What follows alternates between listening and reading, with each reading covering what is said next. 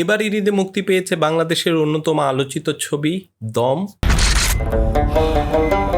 এই সিনেমায় নিশুকে একটা ডায়লগ বারবার দিতে শোনা যায়, আমি শাহজাহান ইসলাম নূর, বাংলাদেশি মুসলমান। আমি শাহজাহান ইসলাম নূর, বাংলাদেশি মুসলমান, মনে রাখো। এখানে পরিচালক বাংলাদেশি মুসলমান আইডেন্টিটির উপর খুব জোর দিয়েছেন।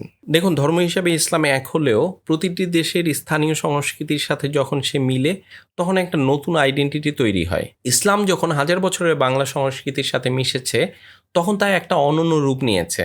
আরব, আফগান কিংবা ইন্দোনেশিয়ান মুসলমান থেকে আমাদের যে বাংলাদেশের মুসলমান, তার যে পোশাক আশাক, কালচার, সব কিছুতে কিন্তু অনেক তফাৎ রয়েছে। আমাদের যে আবহাওয়া, আমাদের যে সংস্কৃতি, আমাদের যে ভাষা, আমাদের যে সবুজ প্রকৃতি, সব কিছু মিলিয়েই কিন্তু আমাদের বাংলাদেশি মুসলমান আইডেন্টিটি তৈরি হয়েছে, যেটা কিনা তালেবান সংস্কৃতি থেকে আলাদা। এই যে বাংলাদেশি মুসলমান আইডেন্টিটি, এটা কিন্তু একই সাথে ধার্মিক এবং মানবিক, যা নূরে চরিত্রের মাধ্যমে ফুটিয়ে তোলা হয়েছে। আরেকটা জিনিস খেয়াল করার মতো, তালেবানদের কিন্তু এখানে কেবলমাত্র ভিলেন হিসাবে দেখানো হয় নাই, তাদের যে পয়েন্ট অফ ভিউ সেখান থেকেও কিছু বিষয়কে এই সিনেমায় ব্যাখ্যা করা হয়েছে। নূরকে আমরা দেখি তালেবান যে মুজাহিদ আছে তাদেরকে যুদ্ধ এবং ঘৃণা না করে আরও বেশি মানবিক এবং ক্ষমাশীল হওয়ার জন্য আহ্বান জানাতে।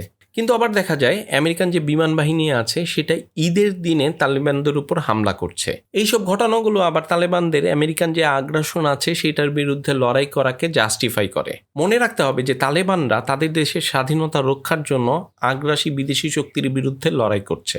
নূরকে যে অপহরণ করা সেটা কিন্তু তাদের যুদ্ধের একটা অংশ, কৌশল মাত্র। তাই দমের গল্পে সব তালেবানকে নেগেটিভ চরিত্রে দেখানো হয় নাই, তাদের পয়েন্ট অফ ভিউ থেকেও জিনিসগুলোকে ব্যাখ্যা করা হয়েছে। এইরকম জটিল ভূরাজনীতি নূরকে অপহরণ এবং এই সিনেমার প্রেক্ষাপট হিসাবে ছিল। আপনাদের একটা ইমোশনাল দৃশ্যের কথা বলি।